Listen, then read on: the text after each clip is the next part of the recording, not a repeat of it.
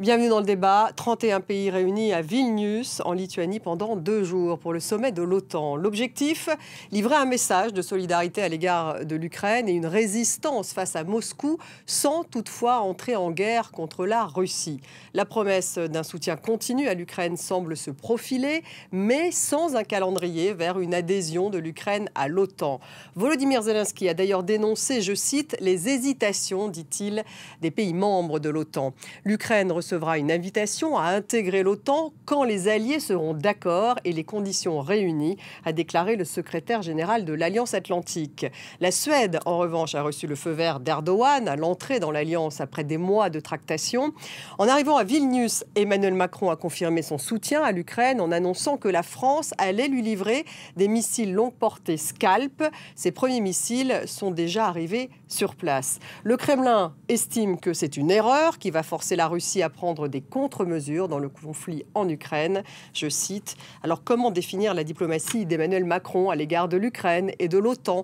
Le président français a-t-il fait volte-face ? Comment l'OTAN va-t-elle s'élargir à la Suède et quelles relations avec l'Ukraine ? La Russie est-elle la menace principale de l'Alliance et comment réagit-elle ? Une défense européenne peut-elle exister dans cette architecture de sécurité ? Vilnius, tous unis contre la Russie, voilà les questions que nous allons poser à nos invités. J'ai le plaisir d'avoir à mes côtés Guillaume Lasconjarias. Bonsoir. Bonsoir. Vous êtes professeur à Paris-Sorbonne, historien militaire et ancien chercheur à l'OTAN. Bienvenue à vous.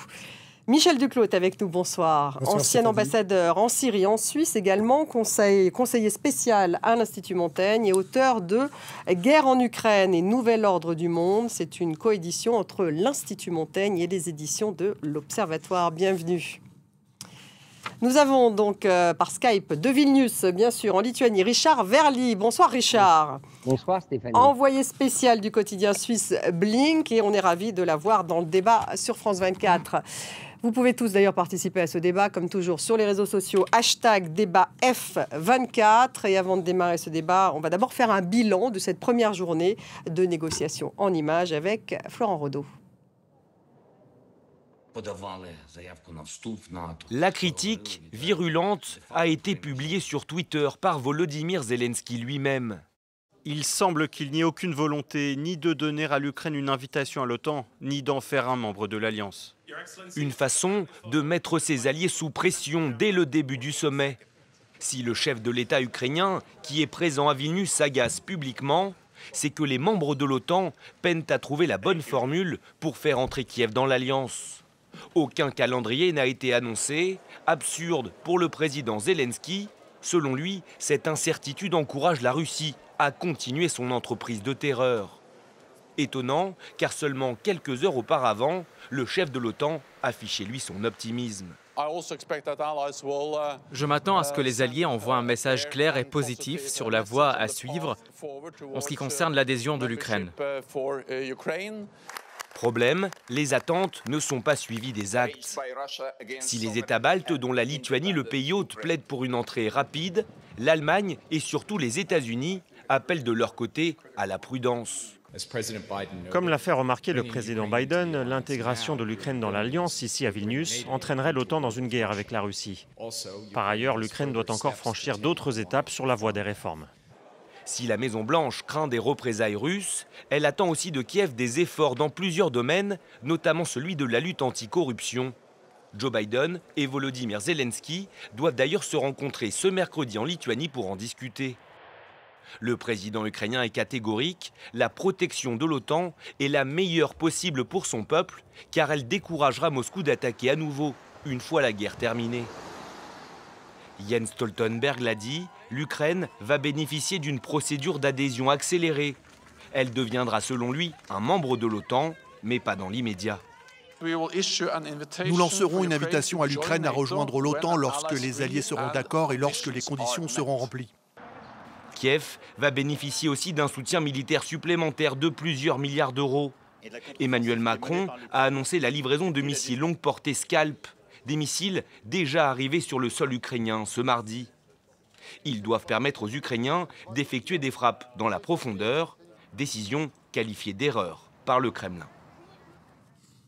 On va revenir justement sur cette entrée ou non de l'Ukraine dans l'OTAN, mais auparavant, on va évoquer la diplomatie française, Guillaume Lasconjarias, parce que cette annonce d'Emmanuel Macron était assez intéressante lorsqu'il est arrivé à Vilnius et qu'il a annoncé immédiatement que la France allait livrer des missiles longue portée Scalp à l'Ukraine. Donc ce sont des missiles 500 km, enfin vous allez nous en dire un peu plus. Est-ce que c'est un nouveau cap dans le positionnement de la France vis-à-vis de l'Ukraine ? Au moins, c'est un geste fort. C'est-à-dire qu'on sait bien que ce qui a été réclamé par l'Ukraine depuis des mois, c'était d'abord des chars, puis des obus de précision, puis des avions de chasse. Et le fait est que dans le cadre de cette contre-offensive, dont on pourrait dire ensuite, alors, est-ce qu'elle est complète, est-ce qu'elle piétine, est-ce qu'elle avance à son propre rythme, il est quand même à chaque fois remarqué que l'impossibilité pour les Ukrainiens de frapper dans la profondeur et donc finalement d'obtenir un effet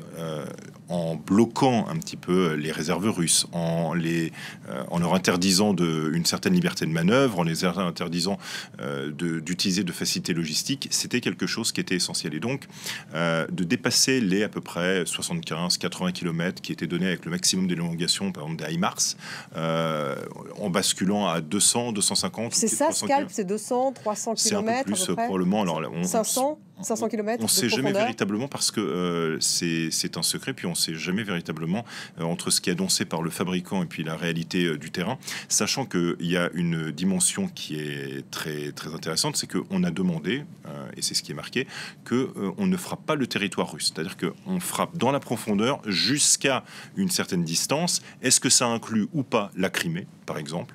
Question donc.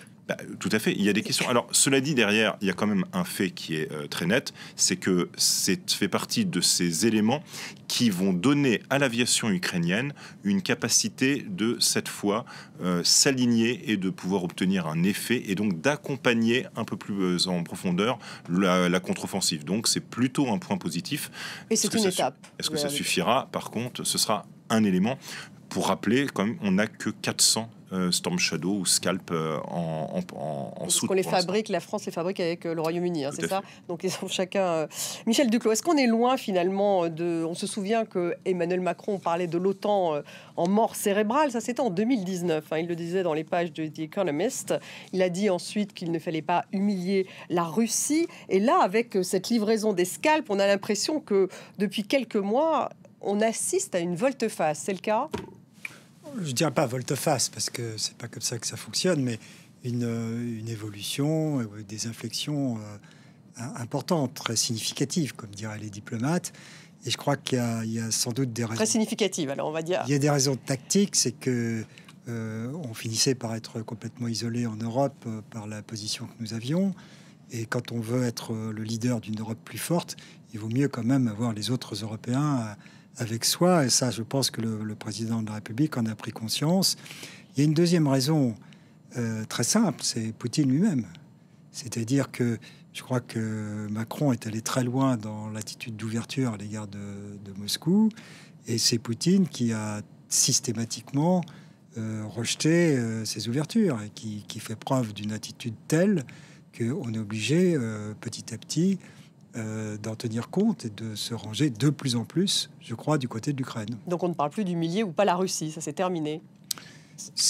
Alors, dans le discours de Bratislava qui avait marqué justement l'inflexion du président, où il disait notamment on aurait dû écouter les pays d'Europe centrale et de l'Est, en réponse aux questions, il a quand même dit il faudra bien un jour discuter avec la Russie. Donc c'est pas un changement à 360 degrés, mais maintenant le curseur est du côté de la fermeté et du soutien de l'Ukraine. Richard Verly, puisque vous êtes sur place, est-ce qu'on peut dire que les pays de l'Europe centrale et orientale ont convaincu, ou en tout cas ont réussi à amener la France et l'Allemagne à être beaucoup plus durs à l'égard de la Russie ? Comment est-ce qu'on sent les choses là-bas ? Écoutez, on ne les sent pas comme ça. Non, je crois qu'il y a évidemment des différences d'appréciation, mais ce qui frappe lorsqu'on est ici, c'est qu'il y a une approche commune vis-à-vis de l'Ukraine. Alors cette approche, elle est commune dans les deux sens. Elle est commune dans le sens qu'on ne veut pas donner à l'Ukraine ce qu'elle demande, c'est-à-dire un calendrier, une intégration, une entrée dans l'OTAN programmée. Ça, elle ne l'aura pas Attendons de voir demain les termes exacts du communiqué final. Mais on est aussi unis pour dire qu'il faut faire face à la Russie. Ça passe par les soutiens militaires avec les armes que vous évoquez à l'Ukraine. Ça passe aussi par un redéploiement des forces de l'OTAN sur ses frontières nord et est, qui sera précisé demain à l'issue du sommet. Donc il y a des différences, mais encore une fois, je ne crois pas qu'on en est au moment des fractures. Une fois de plus, ce que Vladimir Poutine a réussi, c'est justement ce qu'il ne voulait pas, c'est avoir une OTAN plus solide, plus déterminée et qui maintenant, avec l'adhésion de la Suède et de la Finlande, est encore plus à ses frontières de la Russie. Guillaume Lascangerias, Emmanuel Macron dénonce l'idée d'un cessez-le-feu qui créerait un conflit gelé et qui ne ferait que prolonger la guerre. Donc ça va dans cette ligne diplomatique du président? C'est pas tellement, en fait, simplement dans la ligne du président. C'est aussi une réalité. C'est-à-dire que si on est dans l'agenda, par exemple, d'une adhésion de l'Ukraine à l'OTAN, eh bien, ça va contre l'idée même d'un conflit gelé. Il est marqué dans l'idée d'élargissement de l'OTAN, on en parlera peut-être, qu'un pays doit être au moins en paix ou avoir résolu de manière pacifique ses différends, notamment territoriaux, avec ses voisins, dans le cadre d'un conflit gelé. Et c'est bien d'ailleurs la problématique, par exemple, de la Géorgie. On en est loin. Donc pour l'Ukraine, en ce moment, ou même avec une sorte de glaciation autour des oblasts de Donetsk et de Lugansk ou de la Crimée, eh bien, on n'y sera pas. Sur le conflit gelé, justement, Michel Duclos? Si vous voulez, il faut bien voir qu'on est dans une situation très difficile et que c'est sûr qu'il n'y a pas de vraie très bonne solution. Si on avait dit l'Ukraine entrera à telle date dans le temps, comme vous l'avez rappelé, clair que ça supposerait quand même qu'il y ait qu'elle ait résolu son problème de frontière avec la Russie, ça voulait dire que la Russie était incitée à poursuivre indéfiniment la guerre.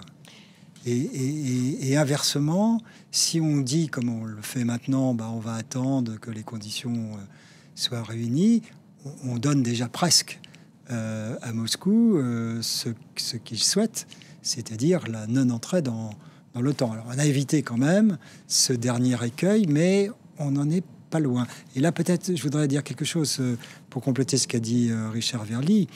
En réalité, on dit qu'il y a des désaccords ou il y a une unité de l'OTAN. Il y a l'agenda américain, parce que l'OTAN, c'est quand même les États-Unis, si vous voulez. Et les États-Unis, le président Biden souhaite pas manifestement, enfin, plus exactement, il souhaite garder une possibilité de discussion, de négociation avec la Russie. C'est comme ça que vous l'interprétez, parce qu'effectivement, ce qu'a affirmé Jens Stoltenberg, c'est que l'Ukraine recevra une invitation à intégrer l'OTAN quand les alliés seront d'accord et les conditions réunies. Donc les alliés, ça veut dire les États-Unis. Et les États-Unis, clairement, ont vis-à-vis de la Russie une attitude de très grande puissance à très grande puissance. Donc il y a quand même des ménagements réciproques.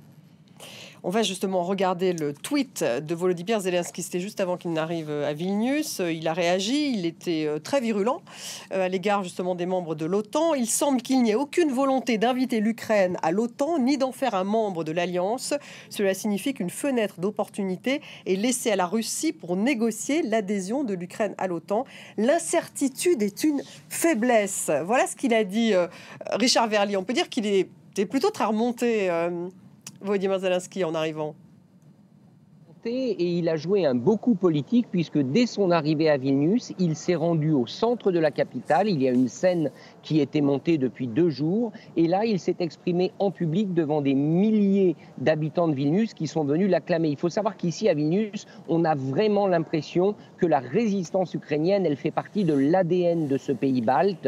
Partout, il y a des posters, des slogans, des drapeaux pro-ukrainiens dans un pays, je le rappelle, qui compte une minorité russophone d'à peu près 10% de la population. Donc, on peut penser que Volodymyr Zelensky va utiliser aussi ce levier politique, ce levier populaire lorsqu'il va dîner ce soir avec les dirigeants de l'OTAN, puis il va avoir des rencontres bilatérales, y compris avec Joe Biden, et enfin une réunion plénière. C'est un élément qui est important parce que la force de l'image, il la maîtrise, et à nouveau, ce soir, elle est en sa faveur, comme on peut le voir.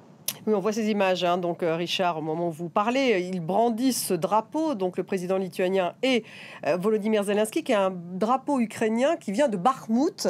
Donc ça aussi, on est dans le symbole. Il y avait ce bain de foule auparavant, vous le disiez, de Volodymyr Zelensky, qui n'est donc pas resté juste dans les coulisses des négociations et des diplomates, mais qui est allé dans la foule. Et on va l'écouter justement, Volodymyr Zelensky. Aujourd'hui, ici, à Vilnius, il y a un drapeau de bataille de Bakhmout. Bakhmout est l'une des batailles les plus décisives pour la liberté en Europe, et c'est ainsi que nos enfants et petits-enfants s'en souviendront. Notre drapeau de bataille de Bakhmout signifie que plus jamais les Lituaniens ne devaient vous battre contre des soldats russes, ni sous la tour de télévision de Vilnius, ni dans aucun autre endroit de votre capitale, votre pays. Guillaume Lascongérias, effectivement, cette bataille de l'image, là, il la gagne, Volodymyr Zelensky. Mais vous êtes d'accord avec ce que vient de dire Richard Verly, que ça pourrait peut-être changer un peu la donne ce soir? Alors, il y a trois choses qui m'interpellent. D'abord, c'est le rappel à l'histoire. Mais une forme d'histoire inversée, c'est-à-dire qu'on rappelle les grands combats du peuple lituanien pour gagner son indépendance, on va dire, et se séparer ou revenir à son indépendance après la chute de l'Union soviétique.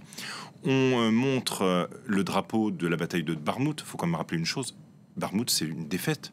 C'est... mais en fait, ils disent tous les jours qu'ils en récupèrent un, qu'ils récupèrent un peu de terrain. Pour l'instant, ça a quand même été la seule réussite vraiment de cette contre-offensive russe.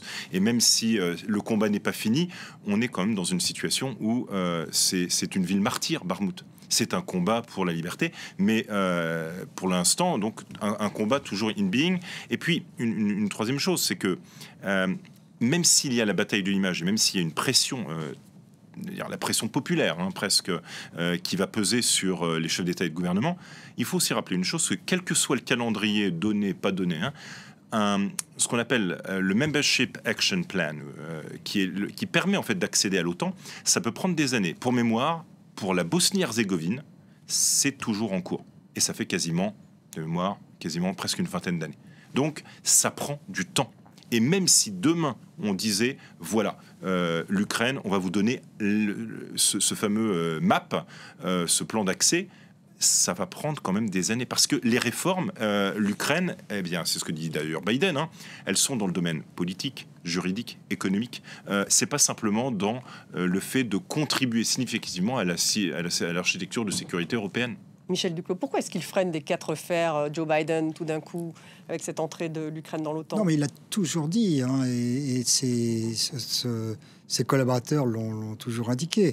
Ce qui est un peu curieux, c'est qu'il fasse toujours preuve d'autant de franchise et qu'il ait dit, maintenant il y a plusieurs jours, qu'ils ne veulent pas provoquer la Russie et qu'ils veulent ces réformes en Ukraine, qui est quand même une façon d'exprimer une certaine défiance, pas se le cacher, à l'égard des Ukrainiens. Alors pourquoi fait-il cela?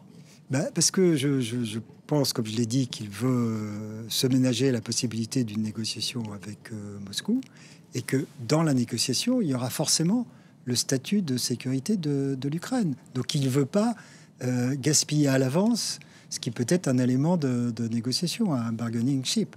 Et puis sur le côté réforme nécessaire de l'Ukraine, c'est rappeler que la corruption existe toujours et qu'il y a toujours des faiblesses très fortes dans la société ukrainienne. Alors, effectivement, c'est un peu curieux que le président ait cette franchise et qu'avant un sommet de cette nature, il ne soit pas mis d'accord sur des solutions qui dissimuleraient un peu ce qui est désagréable pour l'Ukraine dans les décisions qui... Pour le diplomate que vous êtes, il est trop...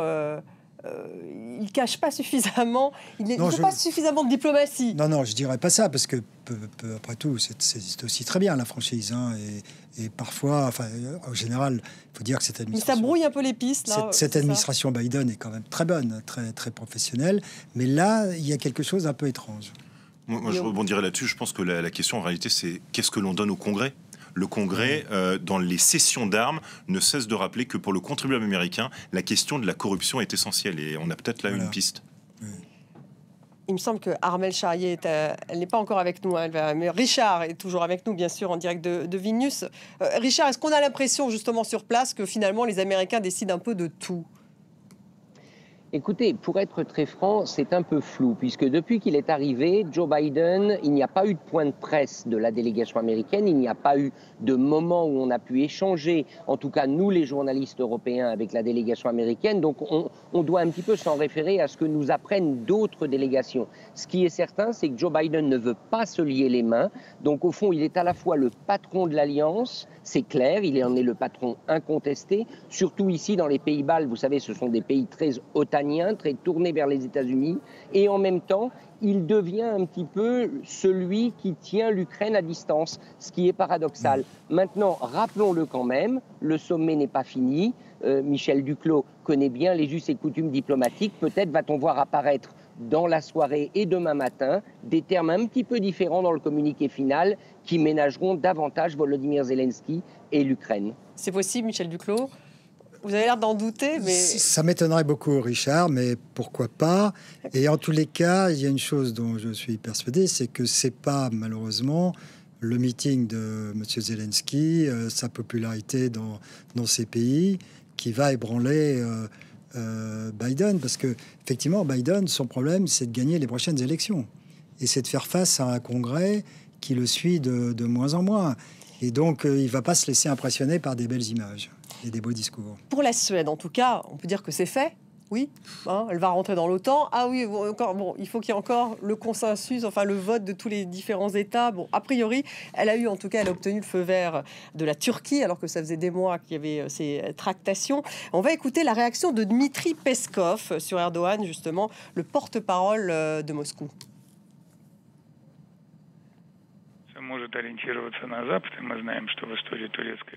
La Turquie peut s'orienter vers l'Occident et nous savons qu'au cours de l'histoire de la République turque,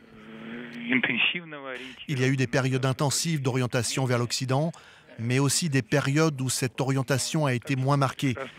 Mais nous savons aussi parfaitement, si nous appelons les choses par leur nom, que personne ne veut voir la Turquie en Europe. Je parlais des Européens. Et nos partenaires turcs ne doivent pas se faire d'illusions à ce sujet. C'est pourquoi, tout en ayant conscience des différences actuelles, nous prévoyons de développer nos relations avec la Turquie sur les aspects qui sont bénéfiques pour nous et pour eux.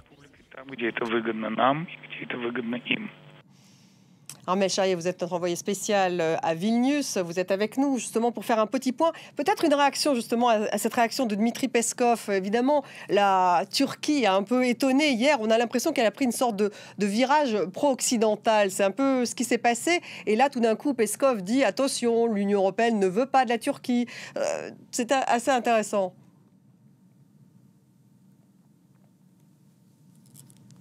Ah.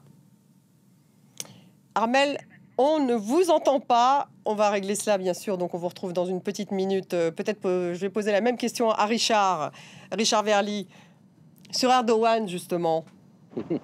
Est-ce qu'il a pris un virage pro-occidental ?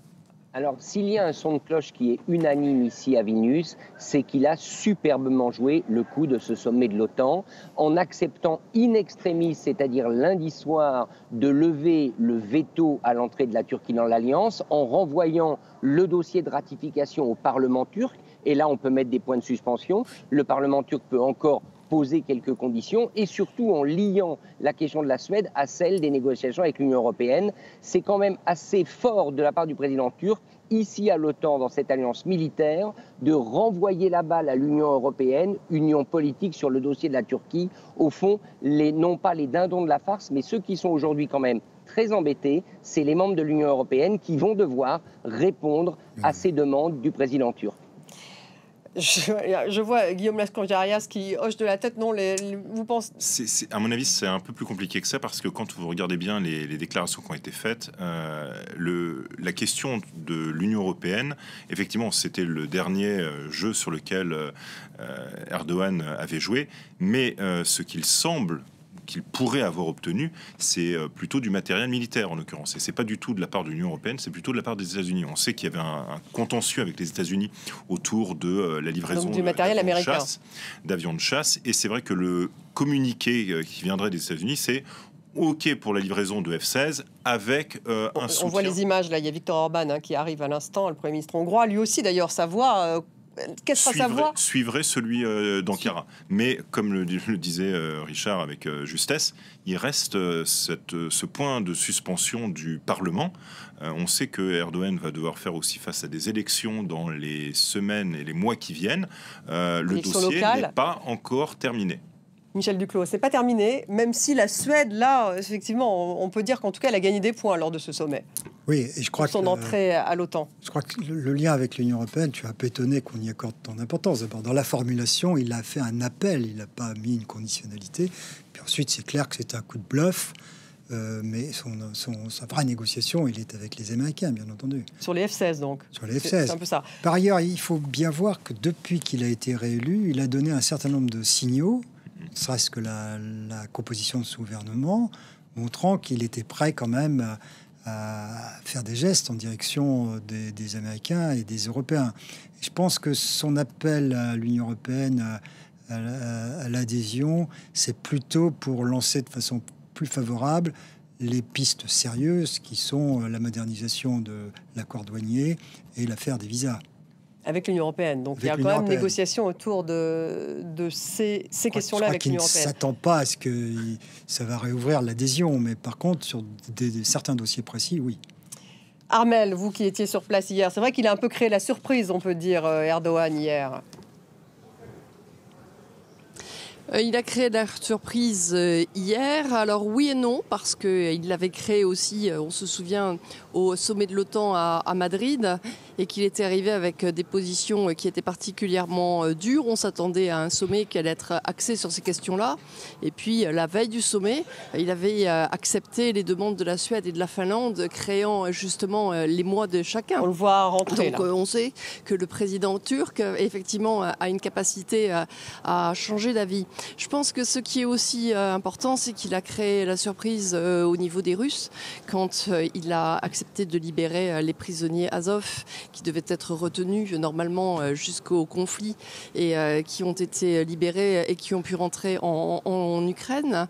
Et en même temps, il y a certainement dans la politique du président Erdogan une politique avec un grand opportunisme politique. C'est un homme finalement qui saisit le moment présent, qui lui est le plus favorable et qui sait particulièrement avoir une stratégie et voir où est-ce que cela va conduire, où il a envie d'aller.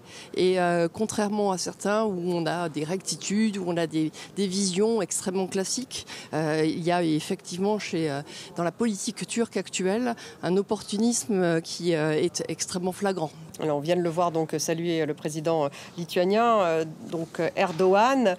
Pour parler un peu plus menace, Guillaume Lasconjarias, parce que finalement l'OTAN, eh bien, elle doit avoir un ennemi. L'ennemi, on a l'impression que c'est la Russie ou pas? Est-ce qu'aujourd'hui la Russie est la principale menace de l'OTAN? Alors, il faut bien repréciser les choses. C'est-à-dire que l'année dernière, effectivement, et Armel le rappelait, on a eu un changement de portage avec l'élaboration d'un nouveau concept stratégique qui revenait sur le précédent, qui datait de 2010, et qui était un petit peu dans le cadre d'un conflit, enfin non pas dans le cadre d'un conflit, mais dans le cadre de la réorganisation du monde, il fallait négocier avec la Russie.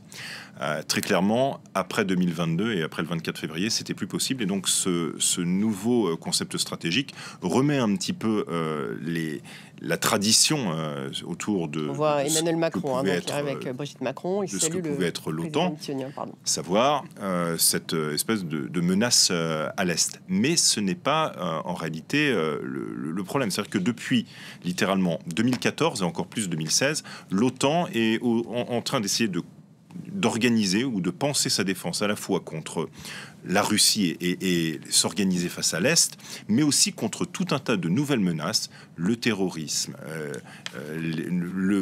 ça pouvait être autrefois aussi le califat, les menaces hybrides, des typologies qui sont relativement vastes et qui font que, en gros, l'OTAN pense les menaces comme une nécessité d'être protégé à 360 degrés. La stratégie de l'OTAN, c'est la stratégie du hérisson contre tout ce qui pourrait venir perturber le cœur de l'Alliance. Et la Russie, c'est une des menaces principales. Ce n'est pas la menace majeure. Mais c'est surtout pas, c'est la menace actuelle, c'est pas forcément la menace future. On a pu voir aussi que depuis 2019, les Américains, lentement, essayent aussi de sortir l'OTAN de sa zone pour essayer d'obtenir des Européens qu'ils s'engagent aussi de manière plus active en Indo-Pacifique et contre la Chine. Et donc, quelque part, l'OTAN est aussi obligé de naviguer là-dessus, et on voit qu'il y a beaucoup plus de difficultés. Donc, la Russie, c'est facile, c'est consensuel, c'est actuel, mais il va falloir aussi toujours penser un peu plus large. Michel Duclos, est-ce qu'elle peut relever justement tous ces nouveaux défis que vient de décrire Guillaume Lascangerias, l'Alliance? Non, mais... Il n'a pas vraiment été conçu pour ça au départ. Non, mais c'est complexe, c'est plus complexe. Oui, mais si vous voulez, c'est légitime que les Américains ont des intérêts globaux, toujours été comme ça.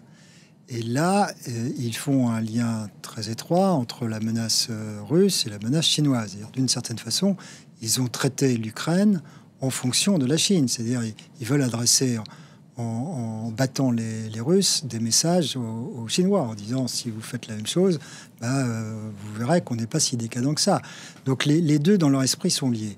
Là où c'est un peu troublant, c'est que effectivement, ils insistent beaucoup pour une sorte de redéfinition des missions d'alliance, en sachant très bien que non, les Européens ne vont pas participer à la bataille pour Taïwan. Et donc, ça n'a pas beaucoup de sens, si vous voulez. Et alors là, il y a une sorte de malentendu. Ça, ils en sont sûrs. Mais à partir du moment où les Européens appartiennent à l'OTAN et qu'il y a l'article 5, et que la Chine devient une menace... C'est ce qu'ils disent. Ils disent, mais nous, on est menacés par la Chine. Et donc, l'article 5 devrait s'appliquer. Mais ça, c'est quand même très intellectuel. Et dans le communiqué, d'ailleurs, il y a un ou deux paragraphes sur la Chine. Mais justement, on va l'écouter. Je vous interromps, Michel Duclos. On va écouter Jens Stoltenberg sur la Chine, donc, qui manifestement est aussi une menace. La Chine n'est pas notre adversaire et nous devons continuer de parler avec elle.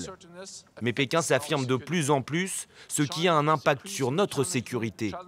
La Chine conteste de plus en plus les règles qui régissent l'ordre international. Elle refuse de condamner l'agression russe en Ukraine, elle menace Taïwan et procède à une montée en puissance militaire importante. La modernisation nucléaire de la Chine est sans précédent de par sa rapidité et son échelle et se poursuit sans aucune transparence. Les alliés sont d'accord pour continuer de travailler ensemble contre le comportement coercitif de la Chine. Richard, allez-y, Michel Duclos. Je vous fais réagir ensuite, Richard. Il faut bien voir ce qu'un des conseillers de Biden nous avait dit quand il était passé à Paris. On l'avait reçu dans notre institut. Il avait dit, il faut bien voir la personnalité de Biden. C'est un homme de la guerre froide. C'est un atlantiste au sens initial du terme. Et d'ailleurs, il y a un truc qui ne trompe pas. Le seul acronyme qu'il connaît, c'est NATO. Et donc, pour Washington, quand on veut engager les Européens sur la Chine, l'instinct, c'est de passer par l'OTAN. Les NATO, c'est ce qu'ils connaissent.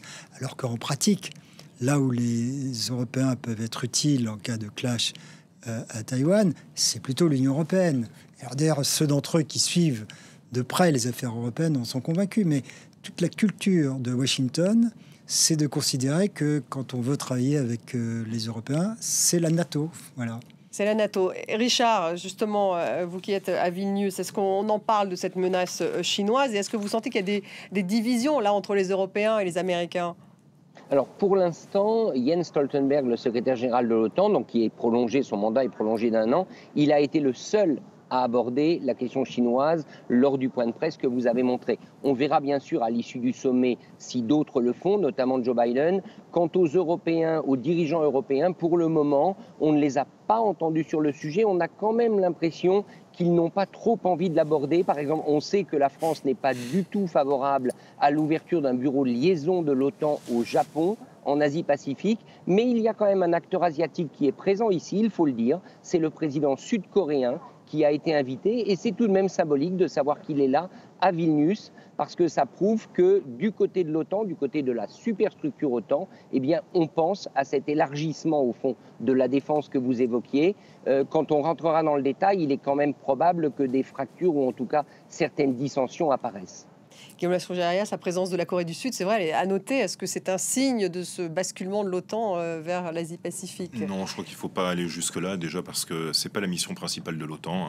Dans OTAN, il y a organisation du traité de l'Atlantique Nord, et jusqu'à présent, à ma connaissance, la Corée du Sud n'est pas encore voisine de l'Atlantique Nord. Mais enfin, elle est à Vilnius. Oui, mais parce que l'OTAN a des partenaires globaux, et dans les partenaires globaux, il y a le Japon, il y a aussi l'Australie et la Corée du Sud. Donc, c'est pas totalement impossible de discuter. Et puis il faut bien rappeler aussi une chose, c'est que la Corée du Sud, c'est devenu un des plus importants marchés d'armement et de capacité à fournir des équipements militaires. Regardez les contrats absolument colossaux que sont en train de passer notamment la Pologne avec la Corée du Sud, et vous aurez une réponse pour laquelle on peut comprendre cette invitation. Il faut bien comprendre que pour des Européens qui en ce moment cherchent à savoir ce qu'ils peuvent encore donner à l'Ukraine avec des stocks qui sont de plus en plus vides, eh ben, la Corée du Sud, c'est un fournisseur même possible. L'Australie et le Japon, pour moi, ils ont leur place dans ce sommet en particulier parce qu'ils peuvent contribuer à l'armement de l'Ukraine, c'est tout.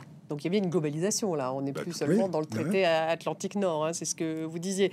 Un mot sur la Russie tout de même, sur ce qui s'est passé avec cette rébellion avortée de Prigojine. On a appris que Poutine avait vu en fait Prigojine quelques jours après, que manifestement il était en Russie et non pas en Biélorussie comme le soutenait le président biélorusse. Michel Duclos, est-ce que ça affecte cette idée de menace, de savoir qu'il y a quand même des fissures au sein de ce pouvoir?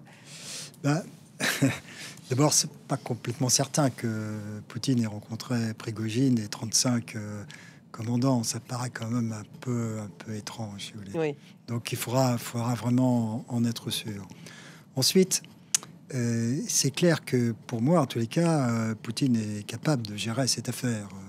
Et au fond, ça a été quand même réglé en 24 heures. Alors pas tout à fait, parce qu'il y a plein de suites, la négociation continue. Je n'exclus pas qu'il soit capable de faire un bon usage du mauvais coup qui s'est passé pour lui. Par exemple, s'il obtient de Prigojine que ces sbires installés en Biélorussie déstabilisent par les moyens qui sont les leurs les pays baltes, il s'en tirera pas mal. Mais il s'en tirera pas mal. Mais est-ce que la Chine, par exemple, ne voit pas cet allié? C'est ça qui est intéressant. Voilà, c'est ça qui est intéressant, c'est que son image auprès de la Chine et auprès du fameux Sud global a commencé à vaciller. Alors, ça avait commencé un peu avant, quand vous voyez la façon dont l'Inde s'est petit à petit éloignée, dont Poutine a mal reçu la médiation africaine, ce qui était une erreur. Et donc là, vous savez, il y a un sommet russo-africain à fin juillet.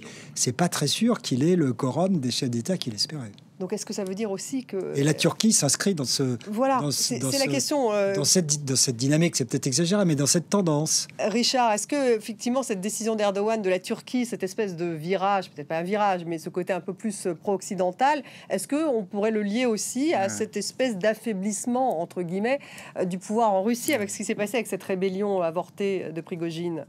Bon, ce qui paraît certain, c'est que le doute s'est installé autour du pouvoir russe. Ça ne veut pas dire que Vladimir Poutine a été ébranlé. On ne connaît pas encore tous les tenants et les aboutissants de la rébellion de Prigojine, mais il y a le sentiment d'une fissure et on connaît l'opportunisme de la Turquie. On en a parlé tout à l'heure. Par ailleurs, on est ici au sommet de l'OTAN, donc vous imaginez bien que c'est du côté occidental que Recep Erdogan regarde en ce moment. Maintenant, je crois qu'il y a une rencontre prévue en août avec le président russe, et donc ce sera à ce moment-là qu'on pourra juger sur pièce si oui ou non la Turquie a vraiment choisi son camp. En fait, elle l'a choisi, puisqu'elle est quand même un allié de plein droit de l'OTAN depuis 1952. Guillaume Lascros-Gérias, elle n'a pas d'ailleurs confirmé ce rendez-vous avec Poutine fin août. Erdogan ne l'a pas vraiment confirmé. A priori, c'est prévu, mais bon. Mais il faut toujours voir, parce que pas mal de choses peuvent, à mon avis, encore se passer d'ici fin août. Il faut quand même regarder que la Turquie, comme beaucoup d'autres puissances, joue sa propre carte. C'est-à-dire qu'on est dans des postures révisionnistes de la part de ces pays qui veulent avoir une place à la table et qui jouent selon les... Alors, c'est pas simplement des puissances révisionnistes ou opportunistes, ce sont aussi des pays qui estiment qu'ils ont des choses à gagner et à prendre. Et la Turquie, elle joue totalement ce jeu. Il y a un point qui est important, c'est que la Turquie a aussi probablement moyennement apprécié le fait que l'accord qu'elle avait très largement négocié sur l'exportation des grains ukrainiens a été cette fois sabordé par Moscou. Et donc on a peut-être l'impression que c'est à chaque fois tu me fais ça, je te fais ça. La Turquie, pour l'instant, elle couche ni avec les uns ni avec les autres. Elle est capable de trouver ses propres leviers. Un mot sur l'autonomie stratégique européenne. Michel Duclos, on sait que c'est une grande idée d'Emmanuel Macron. Comment une défense européenne, une autonomie stratégique européenne peut-elle s'articuler avec un OTAN tel qu'on le décrit aujourd'hui, un sommet de Vilnius quand même très présent, et puis avec une Amérique qui continue à dominer l'OTAN? Si vous voulez, je suis un peu mal à l'aise avec ces idées de défense européenne, etc. La défense... Vous êtes mal à l'aise avec l'idée d'autonomie stratégique Non, européenne? d'autonomie stratégique... Je vois bien l'aspiration, elle est légitime, mais ce qui est important, c'est pas tellement l'autonomie stratégique, c'est d'avoir une stratégie pour l'autonomie. Et ça devrait être ça notre axe, plutôt que de toujours répéter le concept. Et là, ce qu'il faut dire, il n'y a pas de stratégie. En tous les cas, elle n'apparaît pas très clairement. Et là, ce qu'il faut redire, nous sommes français, nous le disons d'autant plus, c'est que ce qui compte en matière de défense, ce sont les nations, ce sont les efforts nationaux. L'OTAN est un côté fantasmé, on a l'impression que c'est une armée unie, etc. En réalité, ce sont des armées nationales qui peuvent... C'est un commandement américain, vous le disiez. Oui, mais un commandement américain, si vraiment il y avait une guerre, ce qui n'est pas le cas. Et tant qu'il n'y a pas de guerre, les nations continuent non seulement à se défendre par elles-mêmes, mais surtout à autofinancer leurs efforts de défense. Alors là, si l'Europe tient ses promesses, c'est-à-dire si on assiste à un réarmement européen profond, 2% de PIB consacré à la défense. Ça peut rester national, oui, on n'en est pas. Ça peut rester national, et ça peut aussi être davantage européanisé. Par exemple, l'Union européenne a un rôle important à jouer en matière d'aide au financement des efforts nationaux. Donc, vous voyez, c'est beaucoup plus compliqué que de dire il y a un schéma ou un autre. Il faudra accroître le budget européen, en fait, pour la défense. Plus exactement, il faut que les institutions de l'Union européenne jouent un rôle pour financer ou aider au financement des efforts nationaux des États européens. Pour l'instant, ce n'est pas le cas. C'est au niveau national. Voilà, ça commence à être esquissé. Il ne faut pas non plus... Richard Verly, est-ce qu'on parle de cette autonomie stratégique européenne à Vilnius ? Très franc, depuis l'ouverture du sommet, le terme autonomie stratégique tel qu'il est employé en France, je ne l'ai pas entendu une seule fois. Donc il n'existe pas ici. Par contre, l'Europe est présente sur le plan de l'armement et de l'industrie de défense. Il y avait une réunion parallèle aujourd'hui, parallèle au sommet, qui s'appelle le Forum public de l'OTAN, où la question de l'industrie de défense, pour arriver justement à ce que ces 2% du PIB consacré à la défense profitent à une industrie européenne, ça oui, c'est en haut de l'agenda, notamment le ministre allemand de la Défense en a beaucoup parlé, mais c'est par ce canal-là, celui de l'industrie, celui des approvisionnements, celui de l'armement, qu'on parle d'Europe dans cette enceinte. Autonomie stratégique, ce sont deux termes que, je le répète, je n'ai pas entendu. Guillaume Lesconge-Darias, intéressant, parce qu'une industrie européenne de la défense, c'est pas encore, on n'en est pas là. Alors, il y a deux choses sur lesquelles il faut revenir. D'abord, les fameux 2% du PIB, c'est une promesse de 2014. C'est un engagement que les pays européens ont signé lors de la première invasion de l'Ukraine et notamment de la Crimée. Et donc, quelque part, ça fait quasiment 10 ans et nous ne sommes jamais qu'à quasiment, je crois, 11 pays sur 31 qui atteignent les 2%. Et donc, déjà, il y a du retard. Le deuxième point, c'est que dans cet accord qui avait été fait en 2014, il est indiqué que 20% de cette somme qui était dépensée devait l'être sur des équipements qui manquaient, et ça devait en théorie favoriser les industries théoriquement nationales ou du moins européennes En réalité, et c'était un point qu'avait fait Florence Parly et qui me semblait encore toujours très juste, c'est qu'il ne faut pas favoriser l'industrie, surtout américaine. C'est quand elle disait, voilà, l'OTAN c'est l'article 5, c'est pas l'article F-35. Mais c'est tout à fait ça. Sauf qu'en fait, les Allemands n'ont pas forcément le même positionnement que les Français. Enfin, on sait que chacun a son industrie. Parce que vous avez des pays, tout simplement, qui n'ont pas d'industrie d'armement indigène ou nationale. Et donc, vous n'avez pas forcément les mêmes champions ou les mêmes perspectives. Ils achètent de l'armement et bien sûr, américain. Pour être Michel Duclos. Pour faire le lien avec l'actualité qu'on a indiquée sur l'entrée ou pas de l'Ukraine dans l'OTAN, une des raisons de l'attitude américaine, on en a déjà évoqué 2 ou 3, mais une des raisons, c'est que si l'Ukraine devait entrer maintenant dans l'OTAN, et donc s'il y avait un clash avec la Russie et qu'il faudrait que l'OTAN entre en guerre avec la Russie, ça voudrait dire que ce serait à nouveau aux Américains de payer, puisque c'est eux qui représentent je ne sais plus combien, 3/4 du budget. Et donc, c'est assez naturel que pour les gens du Congrès, etc., ils ne le souhaitent pas. Ils disent que les Européens fassent des efforts, et à ce moment-là, on verra.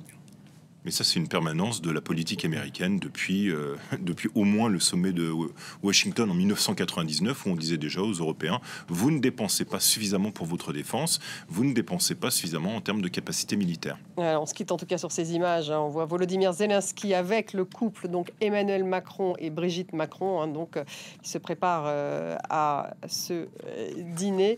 Merci de nous avoir suivis. Merci Richard Verly, donc à Vilnius. Merci beaucoup Michel Duclos. Merci Guillaume Lasconge-Arias d'avoir été avec nous. Merci à vous tous de nous avoir suivis. Voilà ce qu'on pouvait dire donc de cette première journée de l'OTAN à Vilnius. Restez avec nous.